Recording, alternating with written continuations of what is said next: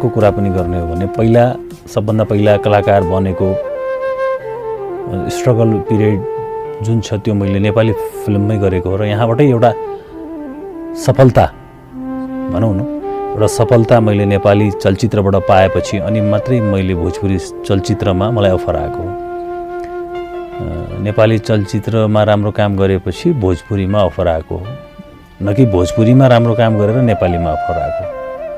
त्यसले गर्दाखेरि मेरो लागि नेपाली चलचित्र प्राथमिकतामा रहनु स्वाभाविक हो र त्यसैले गर्दाखेरि मैले आज उता पनि काम गरिराखेको छु। उता पनि एउटा उचाइ छ, एउटा माया छ, एउटा स्नेह छ त्यहाँ पनि। तर पनि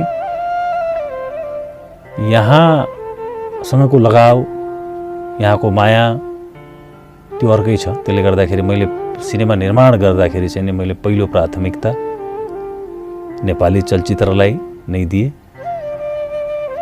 र त्यो दिनु पनि पर्छ। विराज भट्ट यो नाम सुन्ने बित्तिकै एउटा स्टारडम फिल हुन्छ हामीलाई। अनि अहिले नेपालमा अब फिल्म क्षेत्रमा आउने नयाँ युवा युवतीहरू पनि यो क्षेत्रमा आउँदा ठुलो सपना बोकेर आउँछन्। अब कति चाहिँ त्यही सपनाको वरिपरि रुमल लिँदै सकिन्छ, कति निरन्तरता दिन सक्दैनन्। हजुर एउटा एक्सपिरियन्सको आधारमा नि नयाँ आउने यस्ता युवा युवतीहरू जुन सपना ठुलो बोकेर आछन्, हजुरको तर्फबाट कस्तो खालको सुझाव सल्लाह दिन चाहनुहुन्छ त? सिनेमा इन्डस्ट्री बडा गाह्रो छ, यसलाई बुझ्न नयाँ आउनेहरूको लागि बडा गाह्रो पनि छ यो, होइन? त्यसमाथि पनि अझ एकदमै जसको फ्यामिली ब्याकग्राउन्डबाट भनौँ न सिनेमा लाइनमा मान्छेहरू छैन अथवा उतार चढाव जसले देखेको छैन त्यस्ता युवाहरूलाई अझ सिनेमा इन्डस्ट्री बुझ्न गाह्रो छ, होइन? यहाँ आउने बित्तिकै मान्छेहरूलाई लाग्छ म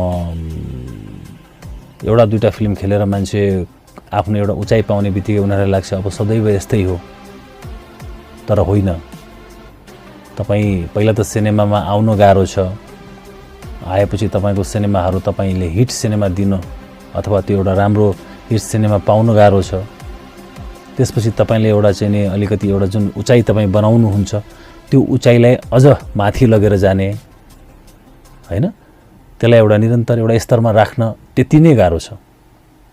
त्यसले गर्दाखेरि बडा बुझेर सम्झेर सम्लेर, होइन, काम गर्नुपर्छ जस्तो लाग्छ मलाई।